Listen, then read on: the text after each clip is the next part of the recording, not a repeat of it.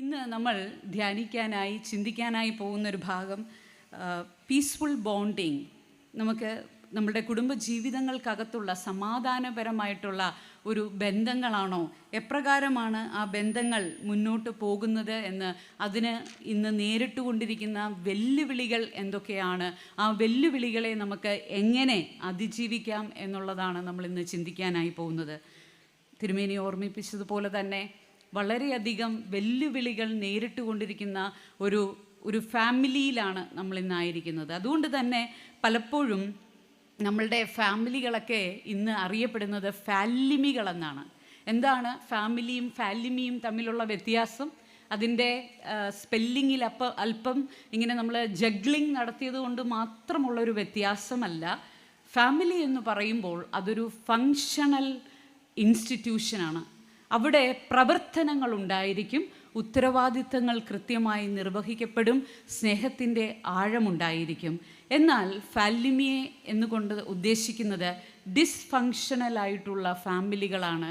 ഉത്തരവാദിത്തങ്ങൾ ഏറ്റെടുക്കാൻ സാധിക്കാതെ പ്രവർത്തനരഹിതമായിട്ടുള്ള കുടുംബങ്ങളായി നമ്മളുടെ കുടുംബങ്ങൾ ഇന്ന് മാറിക്കൊണ്ടിരിക്കുന്നു. പലപ്പോഴും ഇന്ന് സോഷ്യൽ മീഡിയയിൽ നമ്മളുടെ കുടുംബങ്ങളൊക്കെ വളരെ നല്ല പ്രൊഫൈൽ പിക്ചറുകളാണ് നമ്മൾ ഇന്ന് ഇടുന്നത്. സോഷ്യൽ മീഡിയയിൽ നമ്മൾ കാണുന്ന പ്രൊഫൈൽ പിക്ചറുകൾ കണ്ടാൽ നമ്മളെപ്പോലെ ഇത്രയും നല്ല കുടുംബജീവിതം നയിക്കുന്ന ആരെങ്കിലും ഉണ്ടോ എന്ന് തോന്നിപ്പോകത്തക്ക രീതിയിലുള്ള പ്രൊഫൈൽ പിക്ചറുകളാണ് നമ്മൾ പലപ്പോഴും ഇടുന്നത്. എന്നാൽ റിയൽ ലൈഫിൽ എന്തുകൊണ്ട് നമ്മൾ ഫാലിമികളായി മാറുന്നു? ഡിസ്ഫങ്ഷണൽ, പ്രവർത്തനരഹിതമായിട്ടുള്ള കുടുംബങ്ങളായി മാറുന്നു. അതാണ് നമുക്കിന്ന് ചിന്തിക്കാനായിട്ടുള്ളത്. ഒരിക്കൽ ഒരു അമ്മയുടെ, മധ്യവയസ്കയായ ഒരു അമ്മയുടെ ബർത്ത്ഡേ സെലിബ്രേറ്റ് ചെയ്യാമെന്ന് മക്കൾ തീരുമാനിക്കുന്നു. കാരണം അമ്മയുടെ അപ്പൻ്റെ ഇടയിൽ എപ്പോഴും ചില പ്രശ്നങ്ങൾ ഇങ്ങനെ കാണുന്നു, വീടിനകത്ത് ചില പ്രയാസകരമായിട്ടുള്ള അന്തരീക്ഷങ്ങൾ കാണുന്നു. അതുകൊണ്ട് നമുക്ക് ഒരു അമ്മയ്ക്ക് വേണ്ടി ഒരു ബർത്ത്ഡേ സെലിബ്രേഷൻ നടത്താമെന്നൊക്കെ തീരുമാനിച്ചവർ ഒരു ഹൗസ് ബോട്ടിലേക്ക് ബർത്ത്ഡേ സെലിബ്രേഷനായിട്ട് പോവുകയാണ്. അവിടെ ചെന്നു, ഹസ്ബൻഡും വൈഫും കൂടെ ചേർന്ന് കേക്ക് കട്ട് ചെയ്തു. കേക്ക് കട്ട് ചെയ്തിട്ട് ഈ ഹസ്ബൻഡ് സ്നേഹത്തോടെ ഒരു പീസ് കേക്ക് എടുത്ത് വൈഫിൻ്റെ വായിലേക്ക് വെച്ച് കൊടുത്തതും വൈഫ് എന്താ ചെയ്തതെന്ന് ചോദിച്ചാൽ ഈ മനുഷ്യനെ തെള്ളി മറച്ചിട്ട് ഹസ്ബൻഡ് താഴെ വീണു. അപ്പോൾ കുട്ടികൾ ചോദിച്ചു, മമ്മി എന്താ ഈ കാണിച്ചത്? അപ്പോൾ വൈഫ് പറയുകയാണ്, ഞാൻ നോക്കുമായിരുന്നു ഇന്നെങ്കിലും ഇയാൾ എനിക്കത് തരുമോയെന്ന്. ഞാൻ നോക്കുകയായിരുന്നു ഇന്നെങ്കിലും ഇയാൾ എനിക്കത് തരുമോ എന്ന്. എന്ത് തരുമോയെന്ന്? പപ്പ തന്നതല്ലേ. എടാ, എപ്പോൾ പേസ്ട്രി കട്ട് ചെയ്താലും ആ ചുക്കിച്ചുളിഞ്ഞകത്തിരിക്കുന്ന കേക്ക് മാത്രം എൻ്റെ വായിലോട്ട് വെച്ച് തരും, ഒരു തുള്ളി ക്രീമോ ആ പേസ്ട്രിയോ എനിക്ക് തരില്ല. ഇത്രയും പറഞ്ഞ് ആ ഭാര്യ അമ്മ മുറിക്കുള്ളിലേക്ക് കയറിപ്പോയി കതകടച്ചു. അപ്പോൾ മക്കൾ എന്താ പപ്പയോട് ഇതിൻ്റെ കാരണം ചോദിക്കാമെന്ന് വിചാരിച്ച് പപ്പയുടെ അടുത്തെത്തി ചോദിക്കുകയാണ്. അപ്പോൾ ആ മനുഷ്യൻ ഇങ്ങനെയാണ് പറഞ്ഞത്, മക്കളെ, എനിക്ക് ആ കേക്കിൻ്റെ ഭാഗമായി ഏറ്റവും ഇഷ്ടം. അതുമാത്രമല്ല, ഈ പേസ്ട്രിയുടെ ക്രീമൊക്കെ ഒത്തിരി ഷുഗറിയാണ്, ഒത്തിരി മധുരമുള്ളതാണ്, അവൾക്ക് ഡയബറ്റീസ് ഉള്ളതല്ലേ. ഇത് കേട്ട കുഞ്ഞുങ്ങൾ തീരുമാനിച്ചു, എന്തായാലും ഇവരുടെ പ്രശ്നം പരിഹരിക്കാൻ വേണ്ടി നമുക്കൊരു ചെറിയ ആക്ടിവിറ്റി ചെയ്ത് നോക്കാം. നമ്മുടെ കുഞ്ഞുങ്ങളൊക്കെ ഇന്ന് പല ആക്ടിവിറ്റീസും ചെയ്യിപ്പിക്കുന്നവരാണ്. ആക്ടിവിറ്റി ചെയ്ത് നോക്കാമെന്ന് പറഞ്ഞിട്ട് അവർ രണ്ടുപേരും അപ്പനെയും അമ്മയും വിളിച്ചിട്ട് ഓരോ പീസ് വൈറ്റ് പേപ്പർ കൊടുത്തിട്ട് ഇങ്ങനെ പറഞ്ഞു, നിങ്ങളുടെ പങ്കാളിയെക്കുറിച്ചുള്ള നിങ്ങൾ ചിന്തിക്കുന്ന കുറവുകൾ അല്ലെങ്കിൽ ഇനി ശരിയാക്കണമെന്ന് ചിന്തിക്കുന്ന കാര്യങ്ങളൊക്കെ ഇതിനകത്തൊന്ന് എഴുതാമോ എന്ന് ചോദിച്ചു.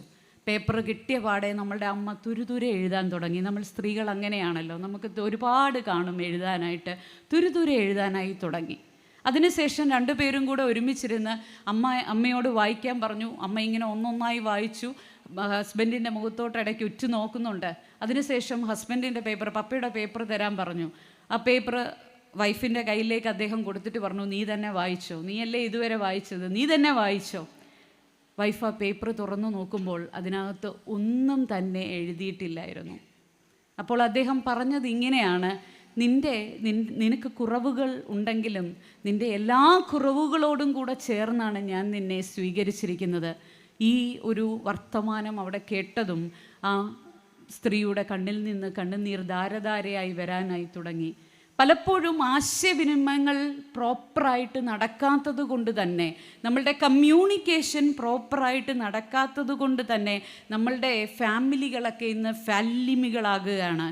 എന്താണ് ഇന്ന് കുടുംബങ്ങളെക്കുറിച്ച് ആധുനികമായിട്ടുള്ളൊരു ഡെഫിനിഷൻ എന്താണെന്ന് ചോദിച്ചാൽ, നമ്മളുടെ കുടുംബങ്ങൾ it become just A group of people, കുറച്ച് ആളുകളുടെ ഒരു കൂട്ടം മാത്രമായിട്ട് മാറുകയാണ്. അവിടെ ബന്ധങ്ങളോ അവിടെ കമ്മിറ്റ്മെൻറ്റ്സോ അല്ലെങ്കിൽ പരസ്പരമുള്ള സ്നേഹത്തിനോ വിശ്വാസത്തിനോ ഇടമില്ലാതെയായി മാറുകയാണ്. അതുകൊണ്ട് തന്നെ ദൈനംദിനം നമ്മൾ കേൾക്കുന്ന വാർത്തകൾ എങ്ങനെയുള്ളതാണ്? മകൻ മരിച്ച്, സ്വന്തം വീട്ടിൽ തന്നെ മകൻ മരിച്ച് 3 ദിവസമായിട്ടും അറിയാത്ത അപ്പന്മാരുള്ള കുടുംബങ്ങളുള്ള കേരളത്തിലാണ് നമ്മൾ ജീവിക്കുന്നത്. മകൻ്റെ സുഹൃത്ത് വന്ന് ചോദിച്ചു, അവൻ എന്ത് ചെയ്യുമെന്ന് ചോദിച്ചാൽ, മുകളിൽ കാണും. മുകളിൽ ചെന്ന് നോക്കിയപ്പോൾ നാറ്റം വമിക്കുന്ന അവസ്ഥ. ഇത് ഞാൻ പറഞ്ഞത് ലണ്ടനിലോ ന്യൂയോർക്കിലോ നടന്ന സംഭവമല്ല, നമ്മളുടെ കൊച്ചു കേരളത്തിൽ, നമ്മളുടെ ഈ ഭാഗങ്ങളിൽ തന്നെ നടന്ന ഒരു സംഭവമാണ്. ചിലപ്പോൾ നിങ്ങൾ പത്രമാധ്യമങ്ങളിലൂടെ വായിച്ചിട്ടുണ്ടായിരിക്കാം. സോ എന്തുകൊണ്ട് ഇത് സംഭവിക്കുന്നു എന്ന് ചോദിച്ചാൽ, ഒരു കാരണം, there is no connection, only correction. നമുക്ക് കുടുംബത്തിനകത്ത് നിന്ന് കണക്റ്റഡ് ആകാൻ, പരസ്പരം ബന്ധപ്പെട്ടിരിക്കാൻ സാധിക്കുന്നില്ല. പകരം നമ്മളെല്ലാവരും ഇങ്ങനെ ശരിയാക്കാനുള്ള തത്രപ്പാടിലാണ്. മലയാളിക്ക് ഏറ്റവും കൂടുതലുള്ളൊരു കാര്യമാണ് ഈ ശരിയാക്കാനുള്ള തത്രപ്പാട്. അതുകൊണ്ട് തന്നെ പറയും, കേരളത്തിൽ വിജയിച്ചവർക്ക് ലോകത്തിൽ എവിടെ പോയി വേണമെങ്കിലും വിജയിക്കാം. അതുകൊണ്ട് നമ്മുടെ കുഞ്ഞുങ്ങളെയൊക്കെ ഇങ്ങനെ ശരിയാക്കാനുള്ള തത്രപ്പാടിൽ ആയതുകൊണ്ട് നമ്മുടെ കുഞ്ഞുങ്ങൾക്ക് ഇന്ന് ഉപദേശമൊന്നും തീരെ ഇഷ്ടമല്ല. അവരിപ്പോൾ പാടുന്നത് ഇങ്ങനെയാണ്: മാതാപിതാക്കളെ മാപ്പ്, ഇനി അങ്ങോട്ട് തന്നിഷ്ട കൂത്ത്, ഗുണപാഠങ്ങളോ മതിയാക്ക്, ഇത് എൻ പാത എൻ അധികാരം, വഴി തെറ്റാനും ഉണ്ടവകാശം, സുഖസന്തോഷമാണ് പ്രധാനം, ഇനി മറ്റേതുമില്ല വിചാരം, ചെവികളിൽ ഇനി അരുതുപദേശം, കാട്ടുതോന്നിയാസം കാട്ടുതോന്നിയാസം. ഇതാണ് നമ്മളുടെ കുഞ്ഞുങ്ങൾ ഇന്ന് പാടുന്ന പാട്ട്. കാരണം എന്താ? ഇവർക്ക് മാതൃകകളില്ലാത്ത ഉപദേശങ്ങൾ കേട്ടു മടുത്തു. മാതൃകകളില്ലാത്ത, പരസ്പര ബന്ധമില്ലാത്ത ഉപദേശങ്ങൾ കേട്ട് നമ്മളുടെ കുഞ്ഞുങ്ങൾ ഇന്ന് മടുത്തിട്ട് ഇങ്ങനെയാണ് പാടുന്നത്. അതുകൊണ്ട് നമ്മളുടെ ബന്ധങ്ങളൊക്കെ ഇങ്ങനെ ബന്ധനങ്ങളായി മാറി ഒടിഞ്ഞു പോകുന്ന ഒരവസ്ഥയിലാണ് ആയിരിക്കുന്നത്. Where did we lose connections? എവിടെയാണ് നമുക്ക് ഈ കണക്ഷൻ വിട്ടുപോകുന്നത് എന്ന് പ്രധാനമായിട്ടും നമ്മൾ ചിന്തിക്കേണ്ടുന്ന ഒരു ഇടത്തേലാണ് ഞാൻ കൂടുതൽ ഫോക്കസ് ചെയ്യാനായിട്ട് ആഗ്രഹിക്കുന്നത്. ഡോക്ടർ സ്യൂ ജോൺസൺ എന്ന് പറയുന്ന സൈക്കോളജിസ്റ്റിൻ്റെ വളരെ പോപ്പുലറായിട്ടുള്ളൊരു പുസ്തകമാണ് ഹോൾഡ് മീ ടൈറ്റ് എന്ന ഫേമസ് ഫാമിലി കൗൺസിലിംഗ് ഗ്രന്ഥം. ഇങ്ങനെയാണ് ആ ഗ്രന്ഥത്തിൽ സൂചിപ്പിക്കുന്നത്: ഇത് importance of strengthening emotional based on emotional focused therapy, EFT. ഇന്ന് നമ്മളുടെ കുടുംബങ്ങളിൽ ഏറ്റവും നന്നായി വളരേണ്ടുന്ന ഒരു ഇടം എന്താണെന്ന് ചോദിച്ചാൽ വൈകാരികമായിട്ടുള്ള ഇഴയടുപ്പങ്ങളാണ്. വികാരങ്ങളെ നിയന്ത്രിക്കാനുള്ള കഴിവാണ്. പരസ്പരം വികാരങ്ങളെ നമ്മൾക്ക് തുറന്നു കാണിക്കാനും അല്ലെങ്കിൽ അതിനെ അക്സെപ്റ്റ് ചെയ്യാനും അതിനെ യാതൊരു ഉപാധികളുമില്ലാതെ അക്സെപ്റ്റ് ചെയ്യാനുമുള്ള ഒരു കുടുംബ അവസ്ഥ ഇന്ന് നമുക്ക് ഇല്ല എന്ന് പറയുന്നതാണ് വാസ്തവം. കുടുംബങ്ങളിൽ വൈകാരിക കരുതലില്ലെങ്കിൽ പ്രശ്നങ്ങൾ ദൈനംദിനം വർദ്ധിച്ചു വരുമെന്ന് ഇന്ന് റിസർച്ചുകൾ സൂചിപ്പിക്കുന്നു. അതുതന്നെയാണ് നമ്മൾ കണ്ടുകൊണ്ടിരിക്കുന്നത്. ഓക്കെ, അതുകൊണ്ട് നമുക്കിന്ന് ഒരു ഫാമിലിയുമായിട്ടൊരു ബാക്ക്ഗ്രൗണ്ടിലൂടെ, വേദപുസ്തകത്തിലെ ഒരു ഫാമിലി ബാക്ക്ഗ്രൗണ്ടിലൂടെ ഇന്നത്തെ നമ്മുടെ മോഡേൺ ഫാമിലിയിൽ എന്തൊക്കെയാണ് ഈ ഇമോഷണൽ ഇഷ്യൂസ് എന്ന് നമുക്ക് മനസ്സിലാക്കുകയും അതിൻ്റെ പരിഹാരങ്ങൾ എങ്ങനെയാണെന്ന് നമുക്ക് നോക്കാം.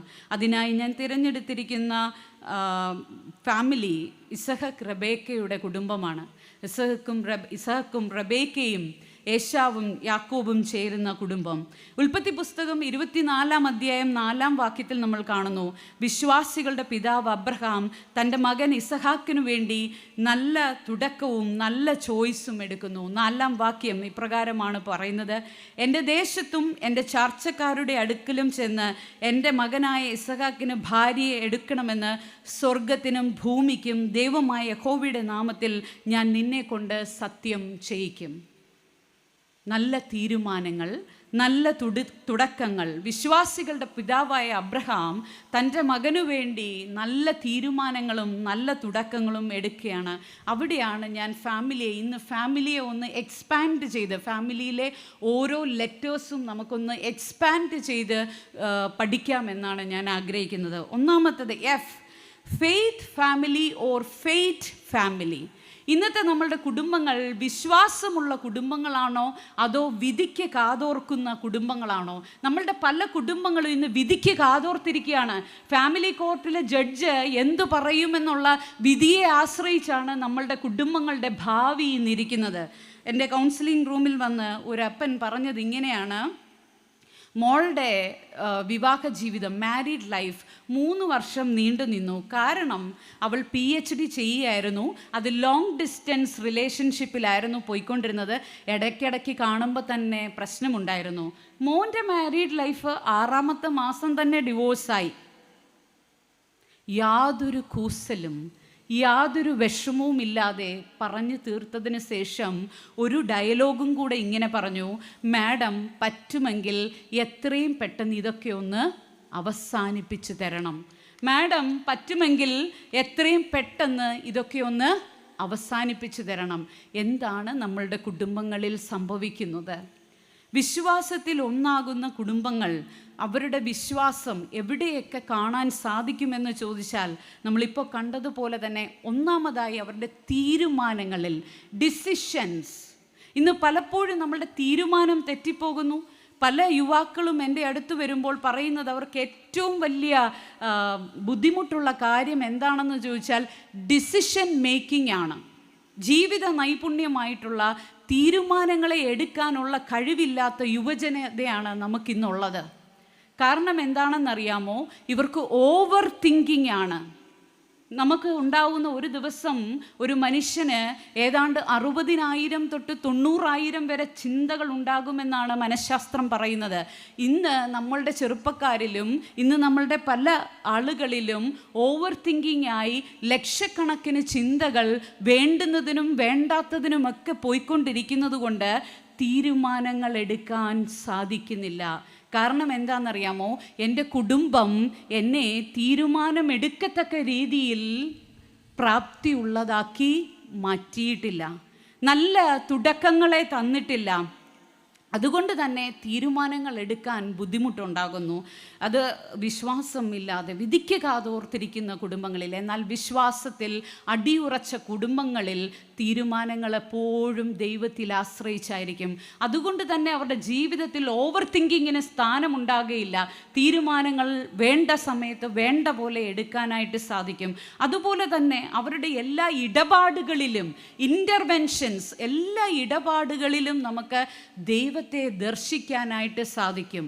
തിരക്കുകൾ ജീവിതത്തിൽ ഉണ്ടെങ്കിലും മറ്റു പല പ്രയാസങ്ങളുണ്ടെങ്കിലും ഞാൻ നിങ്ങളോട് ചോദിച്ചോട്ടെ, ആർക്കാണ് ജീവിതത്തിൽ എല്ലാ സുഖങ്ങളും ഒരുപോലെ കിട്ടിയിട്ടുള്ളത്? ആർക്കാണ് നമ്മൾ ആഗ്രഹിച്ച പങ്കാളിയെ കിട്ടിയിട്ടുള്ളത്?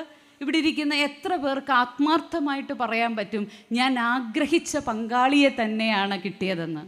ആരെയും കാണിക്കാൻ വേണ്ടി കരമുയർത്തണ്ട, നിങ്ങളുടെ മനസ്സിൽ ചോദിച്ചാൽ മതി. ഞാൻ ആഗ്രഹിച്ച പങ്കാളിയാണ് എനിക്ക് കിട്ടിയതെന്ന് പറയാൻ എത്ര പേർക്ക് സാധിക്കും? 25ാമത്തേതും 30ാമത്തെയും വിവാഹ വാർഷികം ആലോചിക്കുമ്പോൾ പോലും കേൾക്കുന്ന ഡയലോഗായിരുന്നു, അന്ന് എനിക്ക് എന്തോരം ആലോചന വന്നതാ, അവസാനം ഇതേ കിട്ടിയുള്ളൂ. അതുകൊണ്ട് വിശ്വാസമുള്ള കുടുംബങ്ങളിൽ അവരുടെ ഓരോ ഡയലോഗിലും അവരുടെ ഓരോ ഇടപാടുകളിലും നമുക്ക് എന്ത് കാണാനായിട്ട് സാധിക്കും? ദൈവിക സാന്നിധ്യം കാണാനായിട്ട് സാധിക്കും. അതുപോലെ തന്നെ പെരുമാറ്റത്തിൽ, ഈ വാക്ക് നമ്മളിന്ന് പ്രത്യേകം ശ്രദ്ധിക്കേണ്ട ഒന്നാണ്, പെരുമാറ്റത്തിൽ. ഇന്ന് പെരുമാറ്റ വൈകല്യങ്ങളുടെ കാലമാണ്, സ്വഭാവ വൈകല്യങ്ങളുടെ കാലമാണ്, വ്യക്തിത്വ വൈകല്യങ്ങളുടെ കാലമാണ്. Conduct disorders, behaviour disorders, personality disorders. എന്താണ് ഈ വ്യക്തിത്വ വൈകല്യം? ഞാനൊരു ചെറിയ ഉദാഹരണം പറയുമ്പോൾ നിങ്ങൾക്ക് മനസ്സിലാകും. 6 വയസ്സുകാരനെ അമ്മയും അമ്മൂമ്മയും കൂടെ റൂമിൻ്റെ വെളിയിൽ വെച്ചിരിക്കുകയാണ്. 6 മാസം പ്രായമുള്ള ഇളയ കുഞ്ഞിനെ റൂമിൽ ഉറക്കിയിട്ട് പൂട്ടിയിട്ടിട്ടാണ് 6 വയസ്സുള്ള കുഞ്ഞിനെയും കൊണ്ട് കൗൺസിലിങ്ങിന് എന്നോട് സംസാരിച്ചത്. ഓൺലൈനിലൂടെ സംസാരിച്ചത്. അപ്പോൾ ഞാൻ ചോദിച്ചു എന്താണെന്ന് ചോദിച്ചപ്പം, മാഡം റൂം തുറന്നാൽ ഇവൻ കയറി കുഞ്ഞിനെ പിച്ചും, അല്ലെങ്കിൽ ആരും കണ്ടില്ലെങ്കിൽ പില്ലോ എടുത്ത് മുഖത്ത് വെക്കും. ഇവൻ്റെ ഇത്തരത്തിലുള്ള കാര്യങ്ങൾ കൊണ്ട് ആദ്യമൊക്കെ ഞങ്ങളെ അടിക്കുകയും ഞങ്ങളെ എന്തെങ്കിലും ചീത്ത വർത്തമാനങ്ങൾ പറയുകയൊക്കെ ചെയ്യത്തേ ഉള്ളായിരുന്നു. അപ്പം ഞങ്ങളത് കാര്യമാക്കിയില്ല. പക്ഷെ ഓരോ ദിവസം കഴിയും തോറും ഇവൻ്റെ പെരുമാറ്റത്തിൽ ഭയങ്കര വയലൻസ് വരുന്നു. 6 വയസ്സുകാരനെ കുറിച്ചാണേ പറഞ്ഞത്, 16 വയസ്സുകാരനെ കുറിച്ചല്ല പറഞ്ഞത്. ദിവസങ്ങൾ കഴിയും തോറും ഇവൻ്റെ പെരുമാറ്റത്തിൽ വല്ലാത്ത മാറ്റമുണ്ടാകുന്നു. ഒരിടത്ത് അടങ്ങിയിരിക്കില്ല, എപ്പോഴും ഇങ്ങനെ ഹൈപ്പറാണ്. ആര് പറഞ്ഞാലും അനുസരിക്കില്ല, എന്തു പറഞ്ഞാലും നമ്മൾ നാടൻ ഭാഷയിൽ പറയും തറുതല പറയുകയാണ്.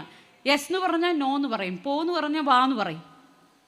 സ്വഭാവ വൈകല്യം, പെരുമാറ്റ വൈകല്യം, ഇത് പലപ്പോഴും അവിടെയും നമ്മൾ ശ്രദ്ധിക്കാറില്ല. കാരണം എന്താണെന്നറിയാമോ?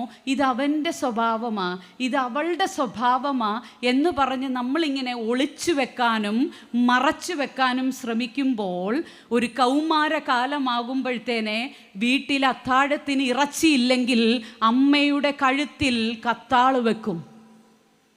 ഇന്ന് നമ്മൾ വായിച്ച വാർത്തയാണ്. വീട്ടിൽ അത്താഴത്തിന് ഇറച്ചിയില്ലെങ്കിൽ അമ്മയുടെ കഴുത്തിന് കത്തിവെക്കും. ഈ പെരുമാറ്റ വൈകല്യത്തിലേക്കും വ്യക്തിത്വ വൈകല്യത്തിലേക്കും നീങ്ങിപ്പോകും. അതുകൊണ്ട് വിശ്വാസമുള്ള കുടുംബമായിരിക്കുക. നമ്മളുടെ കുടുംബ ജീവിതങ്ങളിൽ, നമ്മളുടെ ഓരോ ഇടപാടുകളിലും പെരുമാറ്റത്തിലും നമ്മൾ വിചാരിക്കും നമ്മളുടെ കുഞ്ഞുങ്ങൾ റോൾ മോഡലാക്കുന്നത് ക്രിക്കറ്റ് താരങ്ങളെയും അല്ലെങ്കിൽ സിനിമാ താരങ്ങളെയും ഒക്കെയാണെന്ന് നമ്മൾ ചിന്തിക്കും. അങ്ങനെയല്ല. നമ്മളുടെ കുഞ്ഞുങ്ങൾ റോൾ മോഡലാക്കുന്നത് നമ്മളെയാണ്. ഇത് ശാസ്ത്രീയമായി തെളിയിക്കപ്പെട്ട കാര്യമാണ്.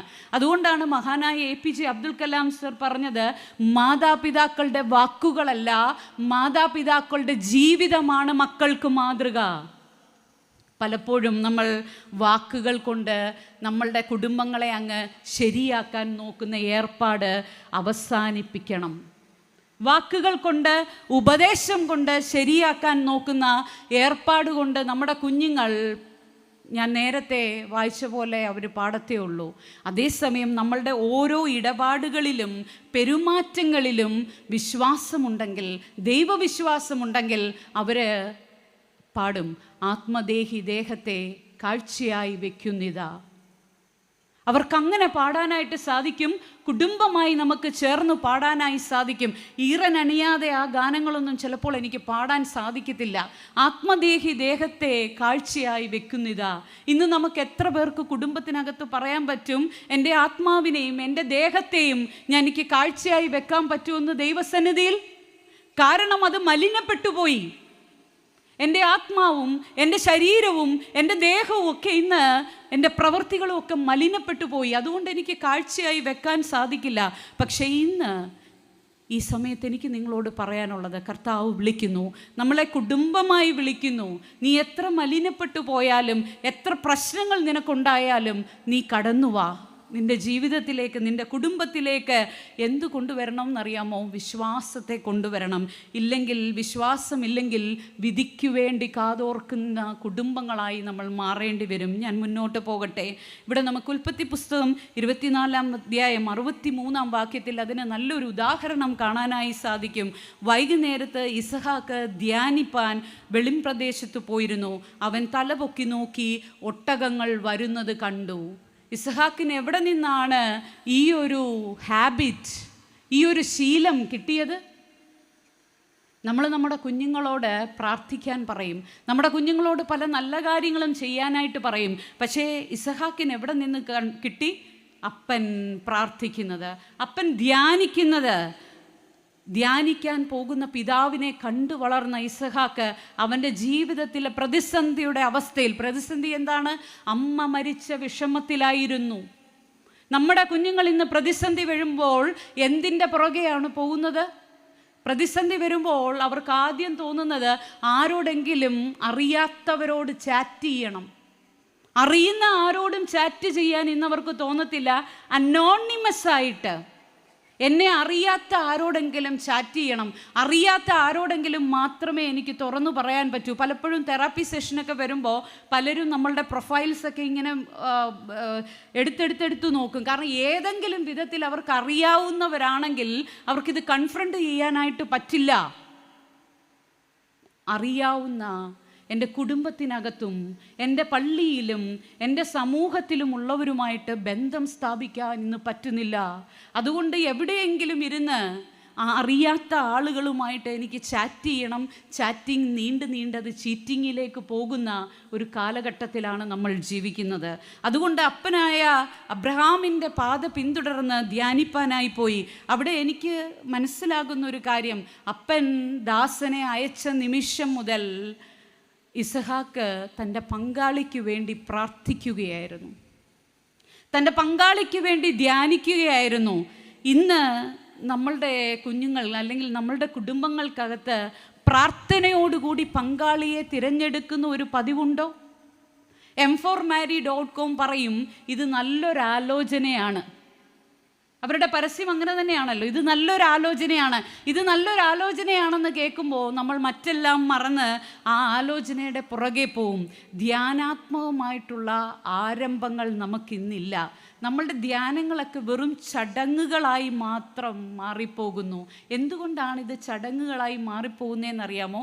അന്നു തൊട്ട് ഇന്നോളമുള്ള ഒരു പ്രതിഭാസത്തിൽ മാത്രമാണ് നമ്മളിന്ന് ഊന്നി നിൽക്കുന്നത്. എന്താണ് ആ പ്രതിഭാസം എന്ന് പറഞ്ഞാൽ, ഷോർട്ട് ഫോമായിട്ട് ഇങ്ങനെ പറയും, NRE, ന്യൂ റിലേഷൻഷിപ്പ് എനർജി. എല്ലാ ബന്ധങ്ങളിലും ഉണ്ടാകുന്നതാണ്. ഇവിടെ ഇസഹാക്കിൻ്റെയും റബേക്കയുടെയും ബന്ധത്തിലും അതുണ്ടായിരുന്നു. ഉൽപ്പത്തി പുസ്തകം 24-ാം അധ്യായം 58-ാം വാക്യം വായിക്കുമ്പോൾ നമുക്കത് കാണാൻ സാധിക്കും. അവർ റബേക്കയെ വിളിച്ച് അവളോട്, നീ ഈ പുരുഷനോടുകൂടെ പോകുന്നുവോ എന്ന് ചോദിച്ചു. ഞാൻ പോകുന്നു എന്ന് അവൾ പറഞ്ഞു. അറിയാത്ത ഒരു പുരുഷൻ്റെ കൂടെ പോകാൻ, ഞങ്ങളുടെ കൂടെ 10 ദിവസം കൂടെ നിൽക്കട്ടെ, ബാല ഞങ്ങളുടെ കൂടെ 10 ദിവസം കൂടെ നിൽക്കട്ടെ എന്ന് പറഞ്ഞപ്പോൾ റബേക്ക പറഞ്ഞു, ഞാൻ നിൽക്കുന്നില്ല, ഞാൻ പോവുകയാണ്. കാരണം എന്താ? ന്യൂ റിലേഷൻഷിപ്പ് എനർജി, പുതിയൊരു ബന്ധം തുടങ്ങാനുള്ള ആ വല്ലാത്ത ആ ഒരു എനർജി.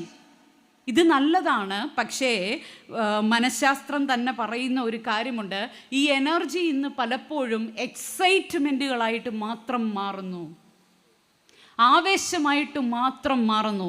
എക്സൈറ്റ്മെൻറ്റ് മാത്രമായാൽ അധികകാലം ബന്ധം നിലനിൽക്കയില്ല. മനഃശാസ്ത്രം ഇങ്ങനെയാണ് പറയുന്നത്, intense emotions fuelled by brain chemicals such as dopamine and oxytocin generally last 6 months to 2 years.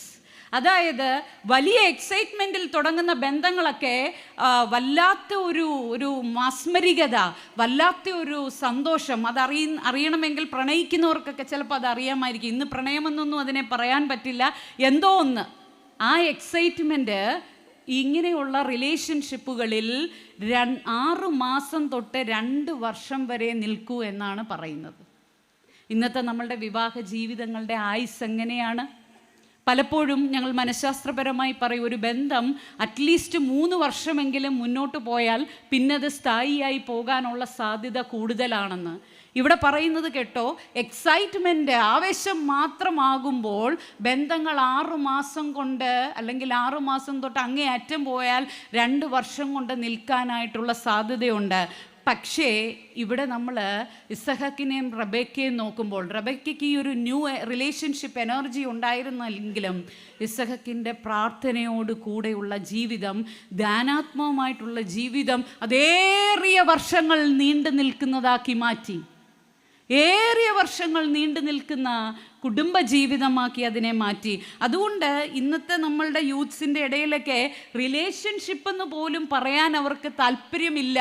ഇന്നത്തെ പല ടെർമിനോളജീസ്, ന്യൂ ടെർമിനോളജീസ് എങ്ങനെയാണെന്ന് ചോദിച്ചാൽ, റിലേഷൻഷിപ്പിന് പകരം സിറ്റുവേഷൻഷിപ്പ് ആയിരിക്കുന്നു. എന്താണ് സിറ്റുവേഷൻഷിപ്പ്? നമ്മുടെ കൊയറിലെ കുഞ്ഞുങ്ങളൊക്കെ ചിരിക്കുന്നു. സിറ്റുവേഷൻഷിപ്പ് എന്താണ്?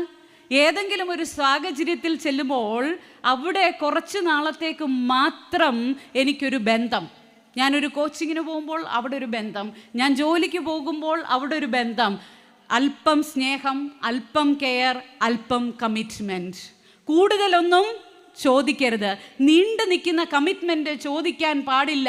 സിറ്റുവേഷൻഷിപ്പുകളുടെ കാലം. ഇനി അതുമാത്രമല്ല, വേറെ പല ടെർമിനോളജീസും, വളരെ രസകരമായിട്ടുള്ള ടെർമിനോളജീസ് കേൾക്കുമ്പോൾ ഭയവും അതുപോലെ നമുക്ക് എന്താ പറയുന്നത് വല്ലാത്ത ഒരു ആശങ്കയുമൊക്കെ തോന്നും. ഗ്യാസ് ലൈറ്റിംഗ് വീട്ടിൽ ഉപയോഗിക്കുന്ന ഗ്യാസ് ലൈറ്റ് അല്ല. ഗ്യാസ് ലൈറ്റിംഗ് എന്ന് പറഞ്ഞാൽ ഒരു ബന്ധത്തിൽ ഒരു സംശയത്തിൻ്റെ വിത്തിങ്ങനെ പാകി എൻ്റെ ബന്ധത്തിലായിരിക്കുന്ന ആളെ ഒരു സെൽഫ് ഡൗട്ടിൽ വെച്ചിട്ട് അങ്ങനെ മുന്നോട്ട് പോവുകയാണ്. അടുത്തത് ലവ് ബോംബിങ്. വയലൻസിൻ്റെ ഒരു കാലമാണല്ലോ, റിലേഷൻഷിപ്പുകളിലും ഇന്ന് വയലൻസ് ആണ്. Love bombing. എന്താണ് ലവ് ബോംബിങ്? എനിക്ക് ഇഷ്ടം തോന്നുന്ന, സ്നേഹമല്ല കേട്ടോ, ഞാൻ സ്നേഹമെന്ന് പറഞ്ഞില്ല, എനിക്കിഷ്ടം തോന്നുന്ന ആളെ ഇഷ്ടപ്പെടുത്താൻ വേണ്ടി ഞാൻ ഏതറ്റം വരെയും പോകും. അടുത്തിടെ ഒരു പയ്യൻ വന്നിട്ട് എന്നെ കൗൺസിലിംഗ് റൂമിൽ ഇങ്ങനെ അവൻ്റെ റിലേഷൻഷിപ്പ് ബ്രേക്കപ്പിനെ കുറിച്ചൊക്കെ പറഞ്ഞുകൊണ്ടിരുന്നപ്പോൾ അവനൊരു കാര്യം കാണിച്ചു തന്നു. എന്താണെന്നറിയാമോ? ഇന്നർ ലിപ്പ് ടാറ്റുവിങ് മോസ്റ്റ് പെയിൻഫുൾ ടാറ്റുവിങ് ആണ്. ടാറ്റുവിങ് എന്ന് പറഞ്ഞാൽ പച്ച കുത്തുന്നത്. അത് അവൻ്റെ എവിടെയാണ് പച്ച കുത്തിയിരിക്കുന്നതെന്ന് വെച്ചാൽ ഈ ചുണ്ടിനകത്താണ് അവൻ ഇഷ്ടപ്പെട്ട പെൺകുട്ടിയുടെ പേര് എഴുതി ചേർത്തിരിക്കുന്നത്. അവൻ പറഞ്ഞു, ഞാൻ ഇത്രയും വേദനയെടുത്തു, പക്ഷേ ആ ബന്ധത്തിൻ്റെ ആഴം നോക്കിയപ്പോൾ ഒട്ടും ആഴമില്ല. പല ബന്ധങ്ങളും ഇന്ന് ഇങ്ങനെയാണ്. ബ്രെഡ് കമ്പിങ് എന്താണെന്ന് ചോദിച്ചാൽ, ഞാനൊരു ബന്ധത്തിലാണ്, ലോങ് ലാസ്റ്റിംഗ് ബന്ധത്തിലാണ്, പക്ഷേ ആ ബന്ധം മാത്രം എനിക്ക് പോരാ, എൻ്റെ അപ്പുറത്തും ഇപ്പുറത്തും ഉള്ളവരെയൊക്കെ ഞാൻ കുറച്ച് ബ്രെഡൊക്കെ ഇങ്ങനെ ഇട്ടുകൊടുത്ത് സന്തോഷിപ്പിച്ച് മുന്നോട്ട് പോകുന്ന അവസ്ഥ. Cat fishing. എന്താണ് ക്യാറ്റ് ഫിഷിങ്? ഇങ്ങനെ ഒളിഞ്ഞിരുന്ന് പൂച്ച മീൻ പിടിക്കുന്നത് പോലെ ഫേക്ക് ഐഡൻറ്റിറ്റിയിലൂടെ, ഫേക്ക് ലൈവിലൂടെ ഇങ്ങനെ ഞാൻ ചെന്ന് കുറച്ച് നാൾ ഒരു ഫേക്ക് റിലേഷൻഷിപ്പിൽ നിന്നിട്ട് അവിടുന്ന് ഒരു ദിവസം ആരോടും ഒന്നും പറയാതെ അപ്രത്യക്ഷമാകും. പിന്നെ കുറച്ച് നാൾ കഴിയുമ്പോൾ ഉയർന്നു വരും. ഇങ്ങനെ നമ്മളുടെ ബന്ധങ്ങളൊക്കെ വല്ലാത്തൊരവസ്ഥയിലേക്ക് പോയിക്കൊണ്ടിരിക്കുകയാണ്. ഈ അടുത്തിടെ ഒരു മിഡിൽ ഏജ്ഡ് ആയിട്ടുള്ള സെലിബ്രിറ്റിയുടെ വാക്കുകളാണിത്. അവരുടെ ഭാഷയിൽ തന്നെ ഞാൻ പറയാം. I have been in numerous relationship. I have dated the same person in 20s, 30s and 40s. Now I ended it up because ഞാൻ മാറിയിട്ടില്ല, അയാളും മാറിയിട്ടില്ല, പിന്നെ എന്തിന് ഞാൻ മുന്നോട്ട് പോകുന്നു? ഇതൊരു സെലിബ്രിറ്റി പറഞ്ഞതാണ്. ഞാൻ ഒരുപാട് പേരെ ഡേറ്റ് ചെയ്തിട്ടുണ്ട്. ഡേറ്റിന് ആപ്റ്റായിട്ടുള്ളൊരു മലയാളം കിട്ടാത്തത് കൊണ്ട് ഞാൻ ഇങ്ങനെ പറയാണ്, ലൈൻ അടിച്ചിട്ടുണ്ട്. ഒരുപാട് പേരെ ലൈനിൽ കൊണ്ട് നടന്നിട്ടുണ്ട്. ഒരാളെ, ഒരു സെയിം പേഴ്സണെ ഞാൻ 20-ലും 30-ലും 40-ലും ഡേറ്റ് ചെയ്തു, പക്ഷേ പിന്നെ ഞാനതങ്ങ് അവസാനിപ്പിച്ചു. കാരണം ഞാനും മാറിയില്ല, അയാളും മാറിയില്ല. ഇതൊക്കെയാണ് ഇന്ന് നമ്മളുടെ ചുറ്റുപാടുകളിൽ നടക്കുന്ന ബന്ധങ്ങൾ കാണിക്കുന്നത്. അതുകൊണ്ട് തന്നെ എന്തുകൊണ്ട് നമ്മളുടെ ബന്ധങ്ങൾ പരാജയമായി മാറുന്നു? Why are relationship fail? കാരണം എന്താണെന്നറിയാമോ? We are more focus on events rather than existence. നമ്മളിങ്ങനെ ചടങ്ങുകൾക്കാണ് കൂടുതൽ പ്രാധാന്യം കൊടുക്കുന്നത് ജീവിതത്തിനേക്കാളും. സെലിബ്രേഷൻസ് ഒക്കെ നല്ലതാണ്, അതിനെ ഞാൻ വിമർശിക്കുകയല്ല. നമ്മളുടെ ജീവിതത്തിൽ സെലിബ്രേഷൻസും വേണം. പക്ഷേ ലാച്ചയിലെ ഓരോ സ്റ്റോണിൻ്റെയും സ്പെസിഫിക്കേഷൻ നോക്കും. 1 വർഷം നീണ്ടു നിൽക്കുന്ന ഷോപ്പിംഗ് ആണ് പെൺകുട്ടിയുടെ, ബ്രൈഡിൻ്റെ. പക്ഷേ കൗൺസിലിംഗ് സെഷന് വന്നിട്ട് ചോദിക്കുന്നത് എങ്ങനെയാണെന്നറിയാമോ? പ്രീമാരിറ്റൽ കൗൺസിലിംഗ് വെച്ചാൽ ഒറ്റ സെഷൻ കൊണ്ട് ഇത് ഫിനിഷ് ചെയ്ത് തരാമോ? ഒറ്റ സെഷൻ എന്ന് പറഞ്ഞാൽ 45 മിനിറ്റ് കൊണ്ട് ഇതങ്ങ് ഫിനിഷ് ചെയ്ത് തരാമോ? നമ്മൾ എവിടെയാണ് എന്ന് കൂടുതൽ പ്രാധാന്യം കൊടുക്കുന്നത്? അതുമാത്രമല്ല, നമുക്കൊരു പ്രാർത്ഥനയോടുകൂടി ആരംഭിക്കാം, ഒരു ഉപവാസത്തോടു കൂടി ആരംഭിക്കാം, ഒരു ധ്യാനാത്മകമായിട്ടുള്ള ചിന്തകളിലൂടെ ആരംഭിക്കാം എന്ന് പറഞ്ഞാൽ ഇന്ന് പലർക്കും പുറത്തു പറഞ്ഞില്ലെങ്കിലും പലരും പറയുന്നത് it's all waste of time. എന്തിനാണ് വെറുതെ സമയം കളയുന്നത്? It's all waste of time. ചിലരത് പുറമേ പറയില്ല, ചിലരുള്ളിൽ പറയും. അതുകൊണ്ട് എന്താണ് നമ്മളുടെ കുഞ്ഞുങ്ങൾ അല്ലെങ്കിൽ നമ്മളുടെ കുടുംബങ്ങൾക്കകത്ത് ഇത്തരത്തിലുള്ള പ്രതികരണങ്ങൾ വരുന്നത് എന്ന് ചോദിച്ചാൽ ഞാൻ ഒറ്റ വാക്കിൽ ഉത്തരം പറയും. ആ ഉത്തരം എന്താണെന്നറിയാമോ? No scriptural engagement. വചനത്തെ ലഭിച്ചിട്ടില്ല. No scriptural engagement. പണ്ട് നമ്മളുടെ കുടുംബങ്ങളിൽ കൈമാറി വായിച്ചിരുന്നൊരു വേദപുസ്തകം ഉണ്ടായിരുന്നു. എന്തില്ലെങ്കിലും ഓരോരുത്തർക്കും ഓരോ വേദപുസ്തകം ഉണ്ടായിരുന്നു. ഇന്ന് നമ്മളുടെ വേദപുസ്തകങ്ങളുടെ സ്ഥാനമൊക്കെ എവിടെയാണ്? മൊബൈലിൽ വേദപുസ്തകമുണ്ട്, പക്ഷേ വേദപുസ്തകം വായിക്കാൻ നേരവും നോട്ടിഫിക്കേഷൻ വരുമ്പോൾ നമ്മളത് സ്ക്രോൾ ചെയ്ത് പോകുന്ന അവസ്ഥയിലല്ലേ? ഒരിക്കൽ വല്യമ്മച്ചി വളർത്തിയ ഒരു പെൺകുഞ്ഞിനെ ഹോസ്റ്റലിലേക്ക്, +2 ശേഷം അവളെ എൻജിനീയറിങ്ങിന് ഹോസ്റ്റലിലേക്ക് കൊണ്ടുപോയി. അമ്മച്ചി ഇങ്ങനെ തുരുതുര വിളിച്ചുകൊണ്ടിരിക്കുകയാണ്. കാരണം ആദ്യമായിട്ട് കുഞ്ഞ് വീട്ടിൽ നിന്ന് മാറി നിൽക്കുക. അവിടെ എത്തിയോ, ഹോസ്റ്റലിൽ കയറിയോ, ഹോസ്റ്റലിൽ കൂട്ടുകാരെയൊക്കെ കിട്ടുമോ, എന്താണ് ഏതാണ്, എനിക്ക് തോന്നുന്നു ഒരു 5 മിനിറ്റിൽ ഇടപെട്ട് ഇങ്ങനെ വിളിക്കുക. എൻ്റെ കുടുംബത്തിൽ തന്നെ സംഭവമായതുകൊണ്ട് എനിക്കത് പറയാൻ പറ്റും. ഇങ്ങനെ വിളിച്ചുകൊണ്ടേ ഇരിക്കുകയാണ്. ഒരു 4 മണിയൊക്കെ ആയപ്പോൾ ഹോസ്റ്റൽ റൂം കിട്ടി, സാധനങ്ങളൊക്കെ കൊണ്ടുവച്ചു. ഞാൻ പറഞ്ഞു, അവൾ ഹോസ്റ്റൽ റൂമിൽ വന്നു, സാധനങ്ങളൊക്കെ വെച്ചു. ഞാൻ നോക്കിയപ്പോൾ കുഞ്ഞത് അവളുടെ പേഴ്സണൽ ബൈബിൾ എടുത്ത് മേശപ്പുറത്തേക്ക് വെച്ചു. ഞാൻ എൻ്റെ മദറിൻലോട് പറഞ്ഞു, അവൾ വേദപുസ്തകം എടുത്ത്, മമ്മി അവൾ വേദപുസ്തകം എടുത്ത് മേശപ്പുറത്തേക്ക് വെച്ചു. അതിനുശേഷം മമ്മി അധികം കോള് ചെയ്തില്ല. കാരണം എന്താണെന്നറിയാമോ? വചനം അവൾ എടുത്തു വെച്ചെങ്കിൽ ഇനി അവൾക്ക് യാതൊരു ദോഷവും സംഭവിക്കില്ല എന്ന് ഉള്ള ഉറച്ച ബോധ്യം. ഇന്ന് നമ്മളുടെ കുടുംബങ്ങൾക്കകത്ത് ഈ ഒരു ബോധ്യം കൊടുക്കാനായിട്ട് നമുക്ക് സാധിക്കുന്നുണ്ടോ? ഇങ്ങനെ വചനത്തെ പങ്കിടുന്ന വീടുകളിലുള്ള പ്രത്യേകത എന്താണെന്ന് ചോദിച്ചാൽ, അവർക്ക് പരസ്പരം അങ്ങോട്ടും ഇങ്ങോട്ടും പങ്കിടാനായിട്ട് സാധിക്കും. ഷെയർഡ് അണ്ടർസ്റ്റാൻഡിങ്, പരസ്പരം മനസ്സിലാക്കാനായിട്ട് സാധിക്കും. അതുമാത്രമല്ല, മൂല്യങ്ങളിൽ അടിസ്ഥാനപ്പെട്ട പുരോഗതി ഉണ്ടാകും. വെറും പുരോഗതിയല്ല, ഇന്ന് നമുക്കും ഏറെ പുരോഗതികളുണ്ട്. മെറ്റീരിയൽ വേൾഡിൽ നമ്മൾ ഇന്ന് ഒരുപാട് പുരോഗതി പ്രാപിച്ച് മുന്നോട്ട് പോയിരിക്കുന്നു. പക്ഷേ നമ്മളുടെ വിശ്വാസ ജീവിതത്തിൽ എങ്ങനെ?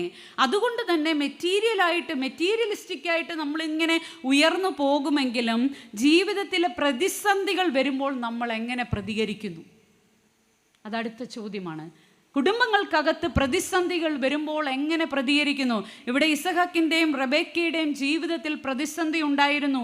20 വർഷക്കാലം അവർക്ക് മക്കളില്ലായിരുന്നു, തലമുറയില്ലായിരുന്നു. ഇന്ന് നമ്മളുടെ പല ആധുനിക കുടുംബങ്ങളുടെയും പ്രശ്നമാണ്. ഇന്ന് ഇൻഫെർട്ടിലിറ്റിയുടെ ട്രീറ്റ്മെൻറ്റുകളൊക്കെ ചെയ്ത് വളരെ പ്രയാസത്തിലാണ് പല കുടുംബങ്ങളും. അതിലേറ്റവും കൂടുതൽ അഫക്റ്റഡ് ആകുന്നത് സ്ത്രീകളാണ്. പുരുഷന്മാർക്ക് പ്രശ്നമില്ല എന്നല്ല, അതിൻ്റെ വിഷമതകളൊക്കെ ഉണ്ടാകുന്നത്. അതുകൊണ്ട് പ്രതിസന്ധികൾ വരുന്ന സമയത്ത് നമ്മളുടെ കുടുംബങ്ങൾ, ഫാമിലിയുടെ എയിൽ നമുക്ക് നോക്കാം. അനോയിൻറ്റഡ്, അഭിഷേകം ലഭിച്ച കുടുംബങ്ങളാണോ അതോ അനോയിഡ് ഫാമിലീസ് ആണോ? അധിക്ഷേപിക്കുന്ന കുടുംബങ്ങളാണോ? എങ്ങനെയാണ് പ്രതിസന്ധി വരുമ്പോൾ നിനക്കാ കുറ്റം എന്നാണോ നമ്മൾ പറഞ്ഞു തുടങ്ങുന്നത്? ഒരു 30കാരി എൻ്റെ അടുത്ത് വന്ന് പറഞ്ഞതാണ്, വിവാഹം കഴിഞ്ഞിട്ട് 5 വർഷമായി ഇൻഫെർട്ടിലിറ്റി ട്രീറ്റ്മെൻറ്റുകൾ ഒന്നായിട്ട് ചെയ്തുകൊണ്ടിരിക്കുന്നു. എൻ്റെ ശരീരം തടിച്ചു, എനിക്ക് പല ബുദ്ധിമുട്ടുകളാണ്. ഇനി ഡോക്ടർ പറഞ്ഞിരിക്കുന്നത് IVF അല്ലാതെ വേറൊരു പോസിബിലിറ്റി ഇല്ലെന്നാണ്. പക്ഷേ ഞാനത് ചെയ്തിട്ടില്ല. കാരണം എനിക്ക് ആൻസൈറ്റിയാണ്, എനിക്ക് ഉത്കണ്ഠയാണ്. ഈ IVFും കൂടെ ചെയ്തിട്ട് എനിക്കത് സക്സസ് ആയില്ലെങ്കിൽ എന്ത് പറ്റും? MTech ഗോൾഡ് മെഡലിസ്റ്റാണ്. പുറത്തിറങ്ങി ഒരു ജോലിക്ക് പോകില്ല. കാരണം മറ്റുള്ളവർ ചോദിക്കുന്ന ചോദ്യങ്ങൾക്ക് മുമ്പിൽ ഉത്തരം പറയാൻ സാധിക്കാത്തത് കൊണ്ട് അവൾ പുറത്ത് ജോലിക്ക് പോകില്ല. ഓൺലൈനിൽ തന്നെ ചില ട്യൂഷൻസ് ഒക്കെ എടുത്ത് ഇങ്ങനെ മുന്നോട്ട് പോവുകയാണ്. അപ്പോഴാണ് ഇങ്ങനെ കൗൺസിലിങ്ങിനെ കുറിച്ച് അറിഞ്ഞതും തെറപ്പിയെക്കുറിച്ച് അറിഞ്ഞതും.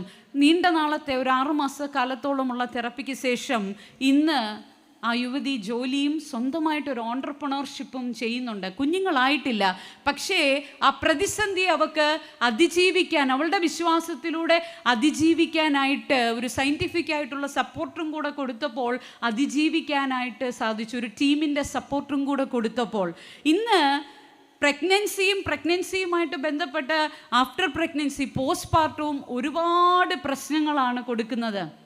നമ്മുടെ പെൺകുട്ടികൾക്ക് പലപ്പോഴും അത് സഹിക്കാൻ വയ്യാതെ ഇന്ന് പോസ്റ്റ്പാർട്ടം ഡിപ്രഷനും പോസ്റ്റ്പാർട്ടം സൈക്കോസിസും ആയി മാറുന്നു. വിഷാദം, പ്രസവാനന്തരമുള്ള വിഷാദം, പ്രസവാനന്തരമുള്ള ചിത്തഭ്രമം, അമ്മമാർ തന്നെ കുഞ്ഞുങ്ങളെ ഇല്ലാതാക്കുന്ന എത്രയോ കേസുകളാണ് നമ്മൾ ദൈനംദിനം കേട്ടുകൊണ്ടിരിക്കുന്നത്. അതുമാത്രമല്ല, കുഞ്ഞിനെ നോക്കാൻ സാധിക്കുന്നില്ല, മുലയൂട്ടാൻ സാധിക്കുന്നില്ല. അപ്പോൾ അമ്മച്ചിമാരൊക്കെ പറയും, ഞങ്ങളും 5ഉം 6ഉം പ്രസവിച്ചതാ. അന്നൊന്നും ഇല്ലാത്ത എന്തോ വിഷാദമായി ഇന്ന് കാത്തുകാത്തിരുന്ന് ഒന്ന് പ്രസവിക്കുമ്പോൾ ഉണ്ടാകുന്നത്. അന്നൊന്നും ഇല്ലാത്ത എന്ത് പ്രശ്നമാണിത്? അതുകൊണ്ട് ഞാൻ പറയും, ഈ പ്രശ്നങ്ങൾ ഇന്നോ ഇന്നലെയോ തുടങ്ങിയതല്ല. ഈ പ്രശ്നങ്ങൾ പണ്ട് മുതൽക്കേ ഉണ്ട്. ഉൽപ്പത്തി പുസ്തകം 25-ാം അധ്യായം 22-ാം വാക്യത്തിൽ ഇങ്ങനെ പറയുന്നു, അവളുടെ ഉള്ളിൽ ശിശുക്കൾ തമ്മിൽ തിക്കിയപ്പോൾ അവൾ ഇങ്ങനെയായാൽ ഞാൻ എന്തിന് ജീവിക്കുന്നു എന്ന് പറഞ്ഞു. അവൾ പറഞ്ഞത് എന്താണ്? ഇങ്ങനെയായാൽ ഞാൻ എന്തിന് ജീവിക്കുന്നു. ഇന്നത്തെ പെൺകുട്ടികളും അത് തന്നെയാണ് പറഞ്ഞുകൊണ്ടിരിക്കുന്നത്. പക്ഷേ വ്യത്യാസം എന്താണെന്നറിയാമോ? റെബെക്കയ്ക്ക് ഈ പ്രയാസങ്ങൾ വന്നപ്പോൾ അവൾ എന്താ ചെയ്തതെന്ന് ചോദിച്ചാൽ, അവൾ യഹോവയോട് ചോദിപ്പാൻ പോയി. ഭർത്താവിൽ നിന്ന് കിട്ടിയ നല്ല പതിവ് യഹോവയോട് ചോദിക്കാൻ പോയി. ഇന്ന് നമ്മൾ എവിടെയാണ് ചോദിക്കാൻ പോകുന്നത്? നമ്മളുടെ പങ്കാളിയോടും നമ്മുടെ വീട്ടുകാരോടും നാട്ടുകാരോടുമൊക്കെ ചോദിക്കാൻ പോകുമ്പോൾ പ്രശ്നമാണ്. അതുമാത്രമല്ല, ഇന്ന് മനുഷ്യനാകുന്നതിന് പകരം ഇന്ന് നമ്മൾ കൂടുതൽ ഫോക്കസ് കൊടുത്തിരിക്കുന്നത് എന്തിനാണെന്നറിയാമോ? Career beings, not human beings. എല്ലാവരും ജോലി ചെയ്യാനുള്ള യന്ത്രങ്ങളാണ്. ജോലി ചെയ്യാതെ ഇന്ന് സ്ത്രീക്കായാലും പുരുഷനായാലും ജീവിക്കാൻ സാധിക്കുകയില്ല. അതുകൊണ്ട് കുഞ്ഞുങ്ങളെ നോക്കുന്ന ചൈൽഡ് റിയറിങ്ങിലേക്ക് വരുമ്പോൾ എന്താണെന്ന് ചോദിച്ചാൽ, it become tough due to no performance appraisal. അവിടെ ഇങ്ങനെ മാസം ശമ്പളം കൊടുക്കില്ല. മാസം അവരുടെ പെർഫോമൻസ് അപ്രൈസൽ ചെയ്ത് അവർക്ക് അവാർഡുകളും റിവാർഡുകളും കൊടുക്കില്ല. No sense of achievement. അവർ അച്ചീവ്മെൻറ്റ് നേടി എന്നുള്ള തോന്നലില്ലാത്തത് കൊണ്ട് അവർക്ക് അഭിഷേകം പ്രാപിക്കാൻ സാധിക്കത്തില്ല. പകരം അവർ അധിക്ഷേപമുള്ളവരായി മാറും. ഇങ്ങനെ ചില സ്ത്രീകൾ പറയുന്ന കേട്ടിട്ടുണ്ട്, പോസ്റ്റ്മോർട്ടം ഡിപ്രഷനുമായിട്ട് വരുന്നവർ 24/7 എന്നുള്ള രീതിയിൽ ജോലിയാണ്. കണക്കുകൾ പറയുന്നത് ഇങ്ങനെയാണ്. ശരിയാണത്. കണക്കുകൾ പറയുന്നത് ഇങ്ങനെയാണ്, ഒരമ്മ ഒരാഴ്ചയിൽ 80 ഡൈപ്പറും മാറും. കുഞ്ഞിൻ്റെ 80 ഡൈപ്പറും മാറും. അതുമാത്രമല്ല, ഒരമ്മ പറഞ്ഞത് ഇങ്ങനെയാണ്, കുഞ്ഞ് കരയുന്ന കേൾക്കുമ്പോൾ 5 ആംബുലൻസ് എൻ്റെ തലയിൽ കൂടെ പാഞ്ഞു പോകുന്ന, അതിൻ്റെ ശബ്ദമിട്ട് പാഞ്ഞു പോകുന്ന ഫീലാണ് എനിക്കുള്ളത്. എൻ്റെ ഐബ്രോ ഒന്ന് ത്രെഡ് ചെയ്യാൻ പറ്റുന്നില്ല, എനിക്കൊന്ന് ഫേഷ്യൽ ചെയ്യാൻ പറ്റുന്നില്ല. എന്തിന് ഒരു മിനിറ്റ് എനിക്കൊന്ന് സമാധാനമായിട്ട് ഇരിക്കാൻ പറ്റുന്നില്ല. ടോയ്ലറ്റിൽ ഇരിക്കുന്ന പൊസിഷനിലും കുഞ്ഞ് കരഞ്ഞോ കുഞ്ഞെഴുന്നേറ്റോ എന്നുള്ള ഫീലാണ്. കാരണം വീട്ടിൽ വേറെ ആരുമില്ല, ജോയിൻറ്റ് ഫാമിലി അല്ല, ന്യൂക്ലിയർ ഫാമിലിയാണ്. അതുകൊണ്ട് തന്നെ ഈ പ്രശ്നങ്ങൾ ഇന്നുണ്ട്. പക്ഷെ എന്താണെന്നറിയാമോ? അഭിഷേകമില്ലാത്തത് കൊണ്ട്, അഭിഷേകമുള്ള കുടുംബങ്ങളാകാത്തത് കൊണ്ട് നമ്മൾ ഇന്ന് അധിക്ഷേപമായി മാറുകയാണ്. കർത്താവിനോട് ചോദിക്കുന്ന ഒരു ശീലം, ദൈവത്തോട് ചോദിച്ച് സമാധാനപ്പെടുന്നൊരു ശീലം നമ്മളുടെ കുടുംബത്തിനകത്തുനിന്ന് മാറിപ്പോയതുകൊണ്ട് ഇതെല്ലാം ഇന്ന് പ്രശ്നമായി മാറിയിരിക്കുകയാണ്. അഭിഷേകമുള്ള കുടുംബത്തിൽ എങ്ങനെയാകുമെന്നറിയാമോ? ദൈവവുമായിട്ട് ഇടപെടുമ്പോൾ അവിടെ ഒരു അനുഗ്രഹമുണ്ടാകും, ഗ്രേസ്ഫുൾനെസ്. ഇതിനെയൊക്കെ ഓവർകം ചെയ്തു പോകാനുള്ള കഴിവുണ്ടാകും.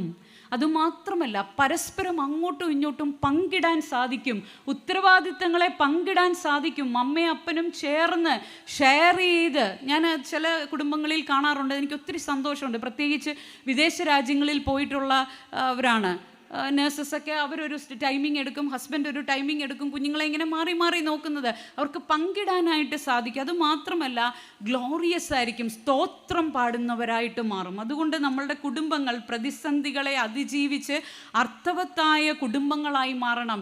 M stands for meaningful family or meaningless family.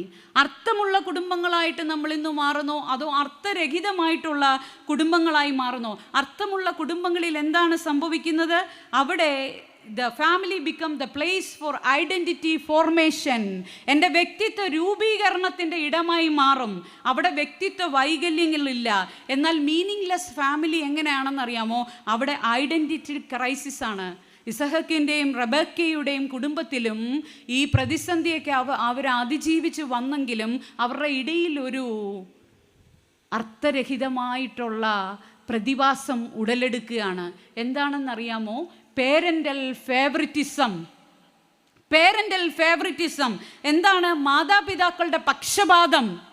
മാതാപിതാക്കൾ എവിടെ പക്ഷപാതം കാണിക്കുന്നോ, എപ്പോഴാണ് ഈ പക്ഷപാതം ഉണ്ടാകുന്നതെന്ന് ചോദിച്ചാൽ, ഭാര്യയും ഭർത്താവും തമ്മിൽ നല്ല കണക്ഷൻസ് ഇല്ലാതെ പീസ്ഫുൾ കണക്ഷൻസ് ഇല്ലാതെ വരുമ്പോൾ, അവരുടെ ലവ് ലാംഗ്വേജസ് മാറുമ്പോൾ, അതുവരെ ഉണ്ടായിരുന്ന സ്നേഹത്തിൻ്റെയും പ്രണയത്തിൻ്റെയും ഭാഷ മാറുമ്പോൾ അവിടെ എന്തുണ്ടാകുമെന്നറിയാമോ? പേരൻ്റൽ ഫേവറിറ്റിസം ഉണ്ടാകും. ഈ പേരൻ്റൽ ഫേവറിറ്റിസം, രക്ഷകർത്താക്കളുടെ പാർഷ്യാലിറ്റി ഏറ്റവും കൂടുതൽ ബാധിക്കുന്ന ആരെയാണെന്ന് ചോദിച്ചാൽ ആ വീട്ടിലെ കുഞ്ഞുങ്ങളെ ആയിരിക്കും. നിങ്ങൾക്കിപ്പോഴും നിങ്ങളുടെ സഹോദരനുമായിട്ടും സഹോദരിയുമായിട്ടും നന്നായിട്ട് മുന്നോട്ട് പോകാൻ സാധിക്കുന്നില്ലെങ്കിൽ അതിൻ്റെ കാരണം അതാണ്. അവിടെ അർത്ഥരഹിതമായിട്ടുള്ള പേരൻ്റൽ ഫേവറിറ്റിസം വന്നു പോയിട്ടുണ്ട്. അതുകൊണ്ട് തന്നെ ഈ കുഞ്ഞുങ്ങൾക്ക് എന്താണെന്ന് ചോദിച്ചാൽ ദേ ഫീലിംഗ് അൺലൗഡ് ഓർ ഓവർ ലൗഡ്. ഒരു വശത്ത് അമ്മ എന്നെ കൂടുതൽ ശ്രദ്ധിക്കുമ്പോൾ അപ്പൻ എന്നെ പരിഗണിക്കാതെ പോകുന്നു.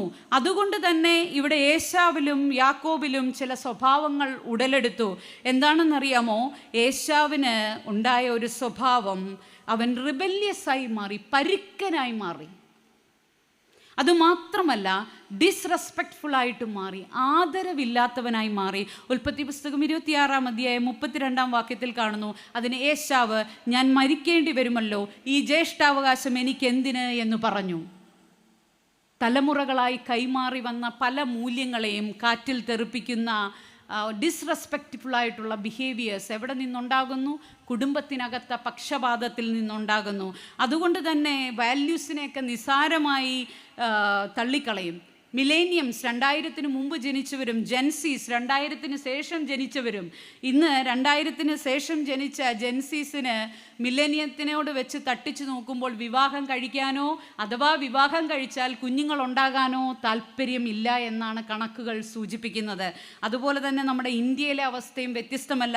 National statistics office youth in India നടത്തിയ സ്റ്റാറ്റിസ്റ്റിക്സിൽ കാണുന്നത് 23% വരുന്ന യുവജനങ്ങൾക്ക് ഇന്ന് വിവാഹം എന്ന ഇൻസ്റ്റിറ്റ്യൂഷനോട് യാതൊരു താല്പര്യവുമില്ല.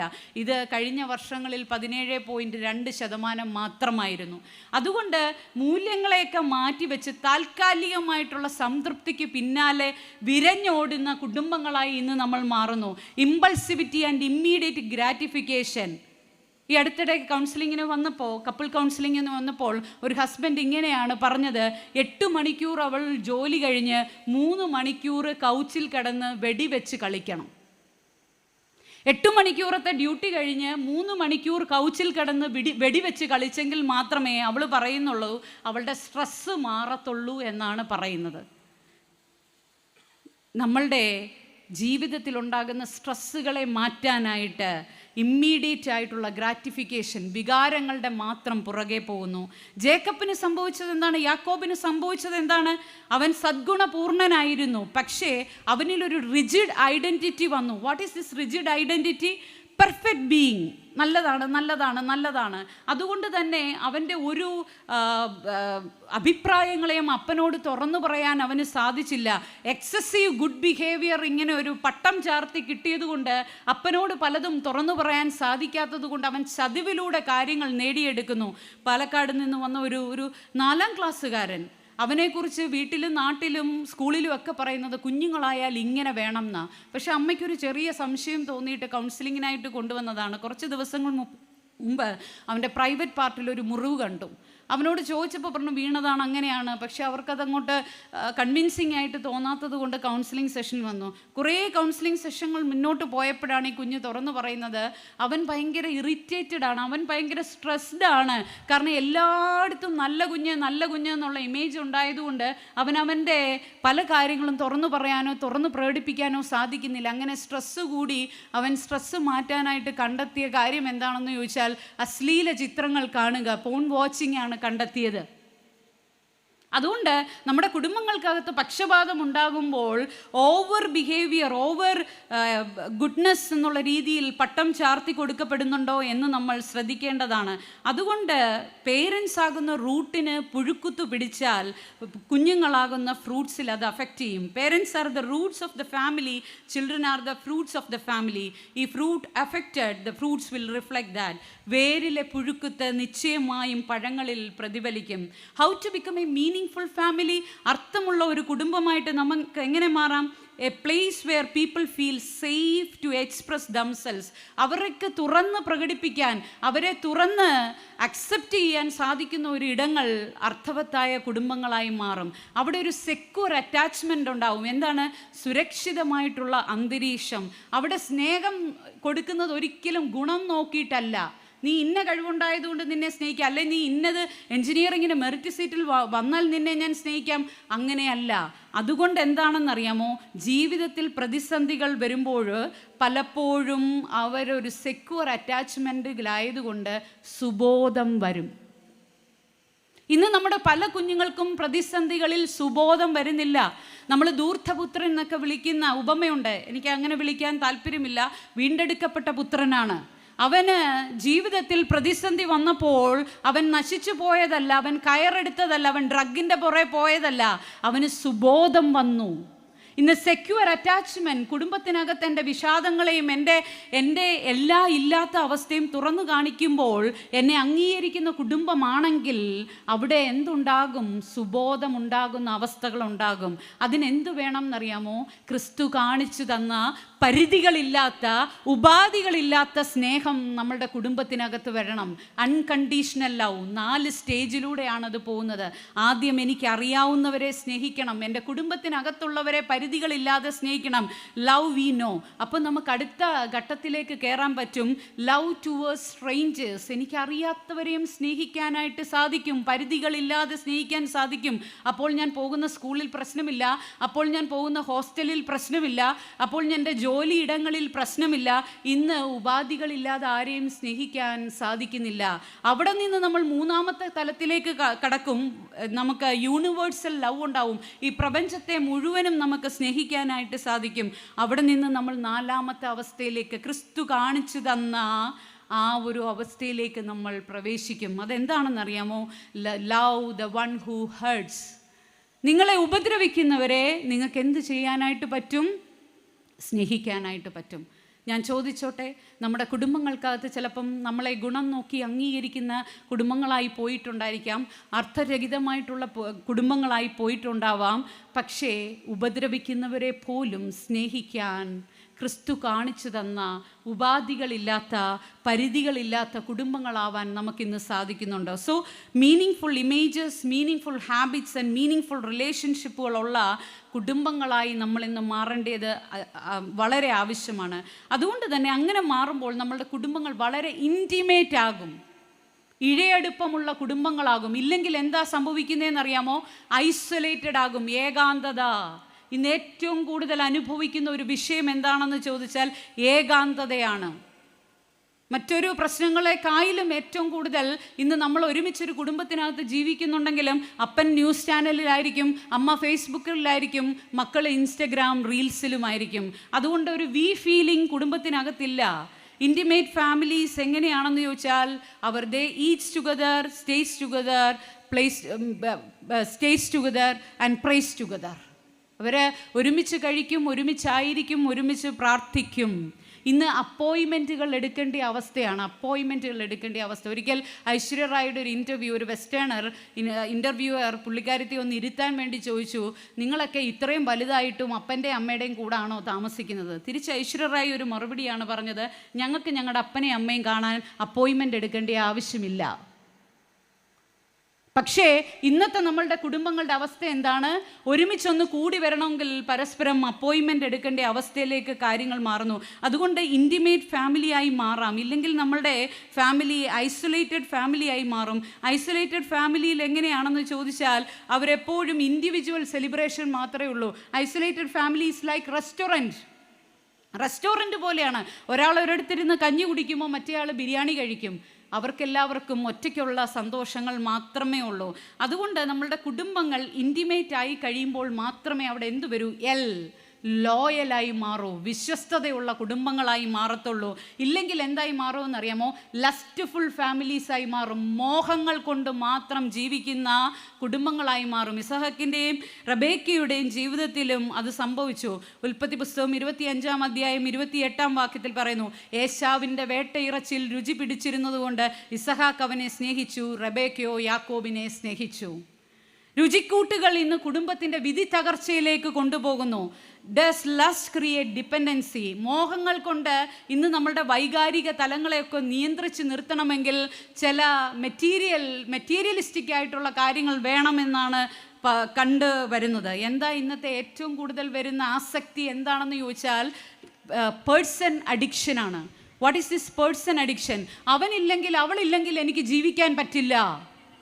ഇൻറ്റിമേറ്റ് പാർട്ട്നേഴ്സിനാൽ കൊല്ലപ്പെടുന്നവരുടെ എണ്ണം ഓരോ ദിവസവും കൂടിക്കൂടി വരുവാണ്. അതിലും സ്ത്രീകളുടെ കണക്കാണ് മുന്നിൽ.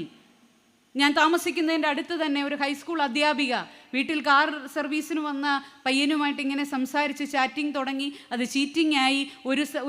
ഒരു പ്രത്യേക സമയം വന്നപ്പോൾ അതിൽ നിന്ന് ഇറങ്ങണമെന്ന് വിചാരിച്ചു. പക്ഷേ അപ്പുറത്ത് നിൽക്കുന്ന ആൾ എന്തായി മാറുമെന്നറിയാമോ?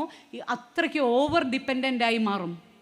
അവരില്ലെങ്കിൽ പറ്റില്ല, അവളില്ലെങ്കിൽ പറ്റില്ല എന്നുള്ളൊരവസ്ഥയിലേക്ക് വന്നിട്ട് ഈ ടീച്ചർ ഒരു യാത്ര കഴിഞ്ഞ് വരുമ്പോൾ ബസ്സിൽ നിന്ന് വിളിച്ചിറക്കി കാറിൽ കൊണ്ടുപോയി എതിരെ പാഞ്ഞു വന്ന ഒരു ബസ്സിലേക്ക് ഇടിച്ചു കയറ്റി രണ്ടുപേരും സ്പോട്ട് ഔട്ട് ആകുകയായിരുന്നു. കാരണം അവനില്ലെങ്കിൽ അവളില്ലെങ്കിൽ എനിക്ക് ജീവിക്കാൻ പറ്റില്ല. അതിനും അപ്പുറമാണ് ഇന്നെൻ്റെ സ്ട്രെസ്സിനെയും ഇന്നെനിക്കുണ്ടാകുന്ന വിഷാദത്തെയും എനിക്കുണ്ടാകുന്ന ഉത്കണ്ഠയും മാറ്റണമെങ്കിൽ എനിക്ക് ഗെയിം കളിച്ചേ മതിയാവൂ. അത് വെറുതെ ഗെയിം കളിച്ചാൽ പോരാ. ഒരു ഹസ്ബൻഡും വൈഫും വന്നിട്ട് പറഞ്ഞത് ആ വൈഫ് 12 ലക്ഷം രൂപയ്ക്കാണ് റമ്മി കളിച്ചത്. 12 ലക്ഷം രൂപ. ആദ്യത്തെ 1-2 പ്രാവശ്യം താക്കീത് കൊടുത്തു. പിന്നെ അതും ഇതും എല്ലാം കൊണ്ടുവച്ചു. 12 ലക്ഷം. അവളോട് ചോദിച്ചപ്പോൾ പറഞ്ഞു, എനിക്കെൻ്റെ സ്ട്രെസ്സ് കുറയ്ക്കാൻ ഏക വഴി, അവൻ്റെ വീട്ടിൽ ഏക വഴി ഇത് മാത്രമേ ഉള്ളായിരുന്നു. അതുമാത്രമല്ല, ഇന്ന് സംശയരോഗം, ഡെല്യൂഷണൽ ഡിസോർഡേഴ്സ് കൂടി വരുന്നു. വിശ്വാസമില്ല, എവിടെയും സംശയമാണ്. ചെറുപ്പക്കാർക്ക് ഏറ്റവും കൂടുതലുള്ള പ്രശ്നമാണ് ഇന്ന് ട്രസ്റ്റ് ഇഷ്യൂസ്. പരസ്പരം വിശ്വാസം കൊടുക്കാനായിട്ട് പറ്റുന്നില്ല.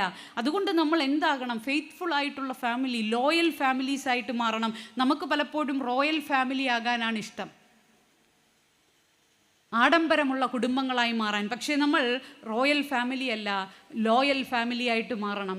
റോയൽ ഫാമിലി ലക്ഷറിയിൽ അടിസ്ഥാനപ്പെട്ടതാണ്, എന്നാൽ ലോയൽ ഫാമിലി മൂല്യങ്ങളിൽ അടിസ്ഥാനപ്പെട്ടതാണ്, സ്നേഹത്തിൽ അടിസ്ഥാനപ്പെട്ടതാണ്. അതുകൊണ്ട് വിശ്വാസം നഷ്ടപ്പെട്ട കുടുംബങ്ങളിൽ പരസ്പര വിശ്വാസം നഷ്ടപ്പെടും. ഒറ്റ പോയിന്റ് നിങ്ങൾ ഇന്ന് ടേക്ക് അവേ ആയിട്ട് കൊണ്ടുപോകണം. ഈ ഒരൊറ്റ പോയിന്റ് ടേക്ക് അവേ ആയിട്ട് കൊണ്ടുപോകണം. ദൈവവിശ്വാസം നഷ്ടപ്പെട്ട കുടുംബങ്ങളിൽ പരസ്പര വിശ്വാസം നഷ്ടപ്പെടും. അതുകൊണ്ട് അങ്ങനെ വിശ്വാസം നഷ്ടപ്പെട്ട കുടുംബങ്ങളിൽ എങ്ങനെ കുടുംബമായി മാറും? എൻ്റെ ഒരു വിശേഷണം കൂടെ പറഞ്ഞ് ഞാൻ അവസാനിപ്പിക്കുകയാണ്. Yelling family. അവിടെ എല്ലാം അവർക്ക് എപ്പോഴും ആക്രോശങ്ങളായിരിക്കും, ഞരക്കങ്ങളായിരിക്കും. നമ്മൾ യെല്ലിംഗ് ഫാമിലീസ് ആയിട്ട് മാറുന്നോ, ഈൽഡിങ് ഫാമിലീസ് ആയിട്ട് മാറുന്നോ, വഴക്കമുള്ള കുടുംബങ്ങളായി മാറുന്നോ? ഇന്ന് പലരും പറയാറുണ്ട് ചൈൽഡ്ഹുഡ് ട്രോമ. നമ്മുടെ അടുത്തൊക്കെ വരുമ്പോൾ ഒരുപാട് പേരും പറയുന്നൊരു കാര്യമാണ് ചൈൽഡ്ഹുഡ് ട്രോമ. എൻ്റെ ചെറുപ്പത്തിലുണ്ടായ ചില വിഷമങ്ങളാണ്, എൻ്റെ പ്രയാസങ്ങളാണ്, പ്രതിസന്ധികളാണ് എനിക്ക് കാരണം. വേണ്ടുന്നിടത്തും വേണ്ടാത്തടത്തും എല്ലാം ഉപയോഗിക്കുന്നുണ്ട്. പക്ഷേ ഇത് പലരുടെയും കാര്യത്തിൽ സത്യമാണ്. ഒരു ഗൾഫ് റീജിയനിൽ വർക്ക് ചെയ്യുന്ന ഒരു ലേഡി എന്തിനാണ് വന്നതെന്ന് ചോദിച്ചാൽ, അവരുടെ മകൾക്ക് 10 വയസ്സുണ്ട്. 10 വയസ്സായപ്പോൾ ഈ കുഞ്ഞിനെ അവർ റൂമിന് വെളിയിൽ പോലും വിടാൻ അവർക്ക് പേടിയാണ്. കാരണം എന്താണെന്ന് ചോദിച്ചാൽ, ഇങ്ങനെ അമ്മയും മകളെയും പല സെഷൻസിലൂടെ കൊണ്ടുപോയി ഞങ്ങളുടെ ടീം അനലൈസ് ചെയ്ത് നോക്കിയപ്പോൾ അമ്മ ആരോടും ഷെയർ ചെയ്യാതെ വെച്ചിരുന്നൊരു കാര്യമാണ്. ജീവിതത്തിൽ ആരോടും ഷെയർ ചെയ്തിട്ടില്ല. അവരുടെ ദൈവങ്ങളെയൊക്കെ പിടിച്ച് സത്യം ചെയ്തിട്ട് ഇങ്ങനെയാണ് പറഞ്ഞത്, എൻ്റെ അച്ഛൻ 10 വയസ്സ് പ്രായത്തിൽ എന്നെ ശാരീരികമായി ഉപയോഗിച്ചിട്ടുണ്ട്. അതിൻ്റെ ഭയം എൻ്റെ ഉള്ളിൽ കിടക്കുകയാണ്. എൻ്റെ മകൾക്ക് ഇന്ന് 10 വയസ്സാണ്. അപ്പോൾ 10 വയസ്സുകാരി ആരെങ്കിലുമൊക്കെ ഉപയോഗിക്കുമോ എന്നുള്ള അമിത ഉത്കണ്ഠ കാരണം ഈ കുഞ്ഞിനെ റൂമിന് വെളിയിൽ പോലും വിടാത്ത അവസ്ഥ. അതുകൊണ്ട് ഇമോഷണൽ ഇൻസെക്യൂരിറ്റീസ് നമ്മുടെ കുടുംബങ്ങളിൽ ഇന്നുണ്ടാകുമ്പോൾ അത് പോസ്റ്റ് ട്രോമാറ്റിക് സ്ട്രെസ്സുകളിലേക്ക് പോകുന്നു. എന്തെങ്കിലും ചെറിയ പ്രശ്നങ്ങൾ ജീവിതത്തിൽ ഉണ്ടായാൽ വിട്ടുകൊടുക്കാൻ പറ്റത്തില്ല, വിട്ടുകളയാൻ പറ്റത്തില്ല. ചിലരൊക്കെ കൗൺസിലിങ്ങിന് വരുമ്പോൾ അവരുടെ 3 വയസ്സിൽ തൊട്ട് നടന്ന നെഗറ്റീവ് സംഭവങ്ങൾ ഇങ്ങനെ കൂട്ടി വെച്ചിരിക്കുകയാണ്. ഒന്നിനെയും വിട്ടുകളയാനായിട്ടുള്ള ഒരവസ്ഥയില്ല. കാരണം എന്താണെന്നറിയാമോ? നമുക്ക് വഴക്കമുള്ള കുടുംബങ്ങളായി മാറാൻ പറ്റുന്നില്ല. എന്താണ് yielding family? Submitting to God's will and being humble relationship. ദൈവകരങ്ങളിൽ ഏൽപ്പിച്ചു കൊടുത്തുകൊണ്ട് അവരുടെ ബന്ധങ്ങളെ സുദൃഢമാക്കുന്ന കുടുംബങ്ങളെയാണ് നമ്മൾ ഈൽഡിങ് ഫാമിലി എന്ന് പറയുന്നത്. അതുകൊണ്ട് എങ്ങനെ ഇത് സാധിക്കുമെന്ന് ചോദിച്ചാൽ വേറെ ഒരു ഷോർട്ട് കട്ട്സും ഇല്ല. Faith and sacraments. വിശ്വാസവും എൻ്റെ ജീവിതത്തിലെ കൂദാശകളോടുള്ള എൻ്റെ താല്പര്യം, എൻ്റെ വിശ്വാസം, എനിക്ക് അത് പരസ്പരം ഞങ്ങൾ അക്സെപ്റ്റ് ചെയ്യാൻ പ്രാപ്തിയുള്ളവരാക്കും. ഞങ്ങൾ പരസ്പരം അപ്രീഷിയേറ്റ് ചെയ്യാൻ ഞങ്ങളെ അത് ഏബിളാക്കും. ഞങ്ങൾക്ക് പരസ്പരം അപ്പോൾ അവൈലബിൾ ആകാനായിട്ട് സാധിക്കും.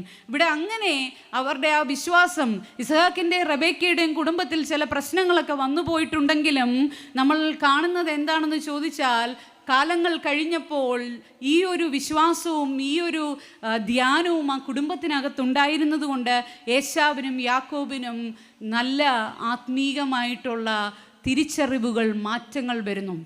ഏശാവിൻ്റെ വൈകാരിക വിക്ഷോഭണങ്ങളൊക്കെ മാറി ജ്ഞാനത്തിലേക്ക് മാറുന്നു. യാക്കോബ് ഭയങ്ങളും അരക്ഷിതാവസ്ഥകളും ഒക്കെ മാറ്റി ആത്മീയ രൂപാന്തരത്തിൻ്റെ വ്യക്തിത്വമായി മാറുന്നു. യാക്കോബ് ഇസ്രായേലായി മാറുന്നു. അതുകൊണ്ട് എനിക്കിന്ന് പറയാനുള്ളത്, നമ്മളുടെ കുടുംബങ്ങളിലും ലിമിറ്റേഷൻസ് ഉണ്ട്, നമ്മുടെ കുടുംബങ്ങളിലും പ്രശ്നമുണ്ട്. അവിടെ നമ്മളൊരു റീകൺസീലിയേഷൻ പ്രോസസ്സിലേക്ക് പോകണമെങ്കിൽ ഒറ്റ കാര്യമേ ഉള്ളൂ: വിശ്വാസ ജീവിതത്തിൽ, കൗദാശികമായിട്ടുള്ള ജീവിതത്തിൽ അടിയുറച്ചൊരു കുടുംബ ജീവിതം നമുക്കുണ്ടാകണം.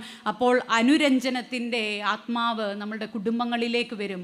ഞാൻ ചിന്തിക്കുന്നത്, അബ്രഹാം ധ്യാനിച്ച, ഇസഹാക്ക് ധ്യാനിച്ച മരുഭൂമിയിൽ വെച്ച് തന്നെ ജ്യേഷ്ഠനും അനിയനും ഒന്നു ചേരുകയാണ്. അവർ യുണൈറ്റഡ് ആകുകയാണ്. പലപ്പോഴും നമ്മൾ ചിന്തിക്കും, എല്ലാം ഉണ്ടെങ്കിൽ മാത്രമേ എനിക്കിതൊക്കെ ചെയ്യാൻ പറ്റൂ, എൻ്റെ ജീവിതത്തിൽ എനിക്ക് പല കുറവുകളുണ്ട്. ഞാൻ ഒരു കുടുംബത്തിൻ്റെ അനുഭവം കൂടെ പറഞ്ഞെൻ്റെ വാക്കുകൾ നിർത്തുകയാണ്. അനി എന്നാണ് ചെറുപ്പക്കാരൻ്റെ പേര്. അവൻ വൈകല്യമുള്ള, അവൻ്റെ വലതു കൈയും ഇടതുകാലിനും സ്വാധീനമില്ല, ഇഴഞ്ഞു നീങ്ങിക്കൊണ്ടിരുന്ന പയ്യനാണ്. അവൻ്റെ അമ്മയും അവനും അടങ്ങുന്ന കുടുംബം, അപ്പൻ വളരെ നേരത്തെ മരിച്ചുപോയി. നമ്മളുടെ മർത്തോമാ സഭയിലെ മഞ്ചവിളാകം ഇടവകയിലെ തെക്കൻ തിരുവിതാംകൂറിലെ മഞ്ചവിളാകം ഇടവകങ്ങളാണ് ആയിരുന്നു. അനിയെക്കുറിച്ച് പറയുമ്പോൾ ഞങ്ങൾ കണ്ടിട്ടുള്ള കാര്യമാണ്, അനിക്ക് ചിലപ്പോൾ പള്ളിയിലേക്ക് വരാൻ എല്ലാ ആഴ്ചയും മുടങ്ങാതെ പള്ളിയിലേക്ക് വരും. നടന്നു വരാൻ സാധിക്കത്തില്ല, ഓട്ടോ വിളിച്ച്. 15 വർഷങ്ങൾക്ക് മുമ്പ് ഓട്ടോ വിളിച്ചാണ് വരുന്നത്. 200 രൂപയാണ് ഓട്ടോ കൂലി. അവൻ്റെ ചിലപ്പോൾ ഒരാഴ്ചത്തെ വരുമാനം 200 രൂപ വരത്തില്ല. വരുമാനം കിട്ടിയാലും ഇല്ലെങ്കിലും ഞാൻ ദേവാലയത്തിലേക്ക് കടന്നു പോകും. എല്ലാ ഞായറാഴ്ചയും ദേവാലയത്തിൽ കൃത്യമായി എത്തുന്ന അനിയും അമ്മയും ഇന്നും ഒരു വിശ്വാസത്തിൻ്റെ പുഞ്ചിരിയുമായിട്ടാണ് ഞങ്ങളുടെ മുമ്പിൽ നിൽക്കുന്നത്. അനിയും അമ്മയും നേരിട്ട് അറിയാവുന്നവർക്കെല്ലാം അറിയാം. ഇന്ന് അവർ രണ്ടുപേരും ലോകത്തില്ല. അവർ കോവിഡ് കാലഘട്ടത്തിൽ രണ്ടുപേരും ഈ ലോകം വിട്ടുപോയി. പക്ഷേ ഒരു പ്രാവശ്യം പോലും പരാതി പറയുകയോ അല്ലെങ്കിൽ ഞങ്ങൾ ഇല്ലായ്മയിലാണെന്ന് പറയുകയോ ആ ഇല്ലായ്മ അവരുടെ വിശ്വാസ ജീവിതത്തെ ഏതെങ്കിലും രീതിയിൽ തടുക്കുന്നതായിട്ട് കണ്ടിട്ടില്ല. അതുകൊണ്ട് നമുക്കിന്ന് കൊണ്ടുപോകാനുള്ളത്, നമ്മളുടെ ഫാമിലിയെ ഒന്ന് എക്സ്പാൻഡ് ചെയ്യാനായിട്ടാണ് ഞാൻ ആഗ്രഹിച്ചത്. നമ്മളുടെ ഫാമിലി ഫെയ്ത്ത്ഫുൾ ആകുക, അനോയിൻറ്റഡ് ആകുക, അഭിഷേകത്തിലേക്ക് വരിക, മീനിങ് ഫുൾ ആകുക, അർത്ഥവത്തായിട്ടുള്ളത് ആയി മാറുക, ഇൻറ്റിമേറ്റ് ആയിട്ട് മാറുക, അടുപ്പമുള്ളതായി മാറുക, ലോയലായിട്ട് മാറുക, വിശ്വസ്തതയുള്ളതായി മാറുക, ഇൽഡിങ് ആയിട്ട് മാറുക, വഴക്കമുള്ളതായി മാറുക. അങ്ങനെ മാറുമ്പോൾ നമ്മളുടെ കുടുംബജീവിതങ്ങൾ സ്ഥിരതയുള്ള കുടുംബജീവിതങ്ങളായി മാറും. നമ്മളുടെ കുടുംബങ്ങൾ സമർപ്പണമുള്ള കുടുംബജീവിതങ്ങളായി മാറും. നമ്മളുടെ കുടുംബങ്ങൾ കോൺട്രാക്റ്റ് അല്ല, കവനൻ്റായി മാറും. ഉടമ്പടിയുള്ള ജീവിതങ്ങളായി മാറും. ഉടമ്പടിയുടെ പ്രത്യേകത എന്താണ്? അവിടെ രണ്ടുപേർ തമ്മിലുള്ള ഉടമ്പടിയല്ല, മൂന്നാമനായ ക്രിസ്തു ഇറങ്ങി വന്ന് ഉടമ്പടി ചെയ്യുന്ന കുടുംബങ്ങളായി മാറും. ഇന്ന് നമ്മൾ രണ്ടുപേർ മാത്രമാണെങ്കിൽ ഇന്ന് നമ്മൾ ഉറപ്പിക്കണം, എൻ്റെ കുടുംബം ഒരു കോൺട്രാക്റ്റ് അല്ല, എൻ്റെ കുടുംബം ഇന്നൊരു കവനൻ്റായി മാറുമെന്ന് ഉറപ്പിച്ചിട്ട് മാത്രമേ നമ്മൾ ഇന്ന് ഈ പന്തൽ വിട്ടിറങ്ങി പോവാകൂ. അങ്ങനെ നിങ്ങൾ ഉറപ്പിക്കുന്നുണ്ടെങ്കിൽ എത്ര വൈകാരികമായിട്ടുള്ള പ്രശ്നങ്ങളായിക്കോട്ടെ, ശാരീരികമായിട്ടുള്ള പ്രശ്നങ്ങളായിക്കോട്ടെ, എന്തു തന്നെ പ്രശ്നങ്ങളായാലും നിങ്ങളുടെ കുടുംബത്തിനകത്ത് അതിന് പരിഹാരമുണ്ടാകും. ഉടമ്പടിയുള്ള കുടുംബങ്ങളായി മുന്നോട്ട് പോകാം. നമുക്ക് പല കുറവുകളും ഉണ്ടാകും നമ്മളുടെ ജീവിതത്തിൽ. നമുക്കിതെല്ലാം കൂടെ ഒറ്റയടിക്ക് ചെയ്യാനായിട്ട് സാധിക്കത്തില്ലായിരിക്കും. പക്ഷേ ക്രിസ്തു എന്ന അടിസ്ഥാനത്തിന്മേൽ പണിയുമ്പോൾ നമ്മളുടെ കുറവുകളെല്ലാം നിറവുകളായി മാറും. ഇസഹക്ക് റബേക്കയെ യഹോവ അനുഗ്രഹിച്ചതുപോലെ നമ്മളുടെ കുടുംബങ്ങളെയും യഹോവ അനുഗ്രഹിക്കാനിടയായി മാറും. ഉടമ്പടിയുള്ള, വിശ്വാസമുള്ള, വിശ്വസ്തതയുള്ള, ഇഴയെടുപ്പമുള്ള കുടുംബങ്ങളായി നമ്മളുടെ ഏവരുടെയും കുടുംബങ്ങൾ മാറട്ടെ എന്ന് ആശംസിച്ചുകൊണ്ടും പ്രാർത്ഥിച്ചുകൊണ്ടും എൻ്റെ വാക്കുകൾ നിർത്തുന്നു. ദൈവം നമ്മെ അനുഗ്രഹിക്കട്ടെ.